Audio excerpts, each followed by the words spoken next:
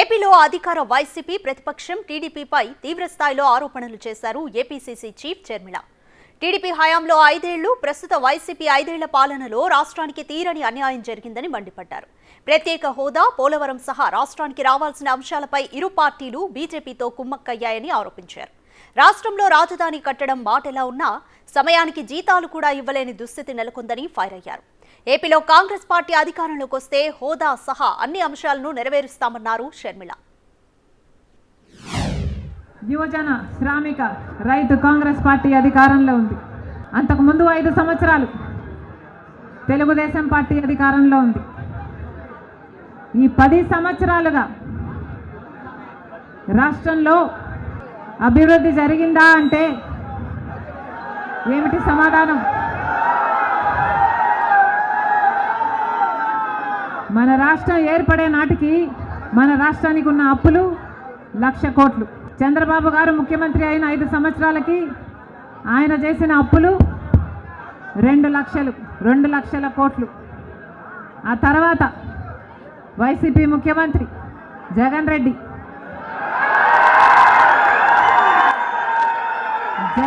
గారు చేసిన అప్పులు 3,00,000 కోట్లకు పైన. మొత్తంగా ఈరోజు అప్పులు 6,500,000 కోట్లు. రాష్ట్రానికి చెందిన అప్పులు, కార్పొరేషన్లకు చెందిన లోన్లు చెల్లించాల్సినవన్నీ కలుపుకుంటే 10,00,000 కోట్ల అప్పుల భారం ఆంధ్ర రాష్ట్రం మీద ఉంది. రాజధాని ఉందా? రాజధాని కట్టగలిగారా? రాజధాని కట్టడానికి డబ్బులు లేవు. కనీసం ఒక మెట్రో అయినా ఉందా? ఆంధ్ర రాష్ట్రంలో ఒక్క మెట్రో అయినా ఉందా? కనీసం 10 సంవత్సరాలలో కనీసం 10 కొత్త పెద్ద పరిశ్రమలైనా వచ్చినాయా? రాలేదు. పరిశ్రమలు వస్తే మన బిడ్డలకు ఉద్యోగాలు వచ్చేవి. వచ్చినాయా మన బిడ్డలకు ఉద్యోగాలు? రాలేదు. కనీసం రోడ్లు వేసుకోవడానికి కూడా డబ్బులు లేవు ఆంధ్ర రాష్ట్రంలో. ప్రభుత్వ ఉద్యోగస్తులకు జీతాలైనా సమయానికి ఇస్తున్నారా? దానికైనా డబ్బులున్నాయా? దానికి కూడా డబ్బులు లేవు. దేనికి డబ్బులు లేవు.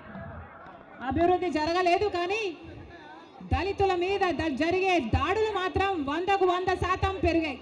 ఎక్కడ చూసినా ఇసుక మాఫియా, ఎక్కడ చూసినా లిక్కర్ మాఫియా, ఎక్కడ చూసినా మైనింగ్ మాఫియా, ఎక్కడ చూసినా దోచుకోవడం, దాచుకోవడం. ఇంతకంటే ఏం జరిగింది? 15 సంవత్సరాలు స్పెషల్ స్టేటస్ కావాలి, అందుకే నేను బీజేపీ పార్టీతో పొత్తు పెట్టుకుంటున్నా అని బీజేపీ పార్టీతో పొత్తు పెట్టుకున్నాడు. వాళ్ళ మంత్రివర్గంలో కేంద్ర మంత్రులు కూడా అయ్యారు టీడీపీ నాయకులు. ముఖ్యమంత్రి అయిన తర్వాత స్పెషల్ స్టేటస్ కోసం చంద్రబాబు గారు ఎప్పుడైనా ఒక్కటైనా నిజమైన ఉద్యమం చేశారా అంటే చేయలేదు. చేయకపోక ఉద్యమం చేసే వాళ్ళ మీద కేసులు పెట్టారు, వాళ్ళను జైల్లో కూడా పెట్టాడు చంద్రబాబు గారు. ప్రతిపక్షంలో ఉండగా జగన్ రెడ్డి గారు చెప్పిన మాట, మేము అవిశ్వాస తీర్మానం ప్రవేశపెడతాము, తెలుగుదేశం పార్టీ ఎంపీలు అందరూ కూడా మద్దతు ఇవ్వండి, మూకుమ్మడి రాజీనామాలు చేస్తే స్పెషల్ స్టేటస్ ఎందుకు రాదో చూస్తారన్నాడు జగన్ రెడ్డి. ఆఖరికి జగన్ రెడ్డి గారు ముఖ్యమంత్రి అయిన తర్వాత ఒక్కటైనా నిజమైన ఉద్యమం చేశాడా స్పెషల్ స్టేటస్ కోసం? స్వలాభం కోసం రాష్ట్ర ప్రయోజనాలను తాకట్టు పెట్టింది వైసీపీ.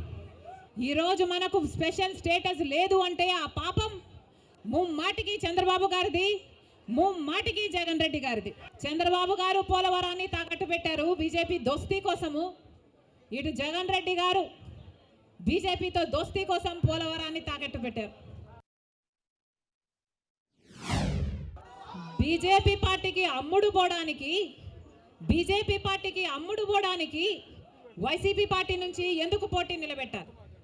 బీజేపీ పార్టీకి అమ్ముడు పోవడానికి తెలుగుదేశం పార్టీ నుంచి ఎందుకు పోటీకి పెట్టాలి? మొత్తం అందరూ బీజేపీ జెండాలే పెట్టుకోవచ్చు కదా, కనీసం ప్రజలకు క్లారిటీ ఉంటుంది కదా, బీజేపీ పార్టీకి ఓటేస్తున్నాము, బీజేపీ పార్టీని గెలిపిస్తున్నాము అని. ప్రజల దగ్గరేమో ఒక మాట చెప్తారు, ప్రజలనేమో మభ్య పెడతారు, ప్రజల దగ్గరేమో బీజేపీ కాదు అన్నట్టు నటిస్తారు, కానీ లోపల మాత్రం మొత్తం టీడీపీ అయినా బీజేపీ అయినా వైసీపీ అయినా బీజేపీ పార్టీ తొత్తులే. టీడీపీ అయినా వైసీపీ అయినా బీజేపీ పార్టీతో పొత్తులే. అది ప్రత్యక్షంగా కానీ పరోక్షంగా కానీ టీడీపీకి వైసీపీకి పొత్తు ఉంది అన్నది నిజం. లేకపోతే 5 సంవత్సరాలలో కనీసం ఒక్కసారైనా బీజేపీ పార్టీని వ్యతిరేకించాయా టీడీపీ పార్టీ అయినా వైసీపీ పార్టీ అయినా? ఒక్క అంశంలో కూడా నిలదీయలేరు.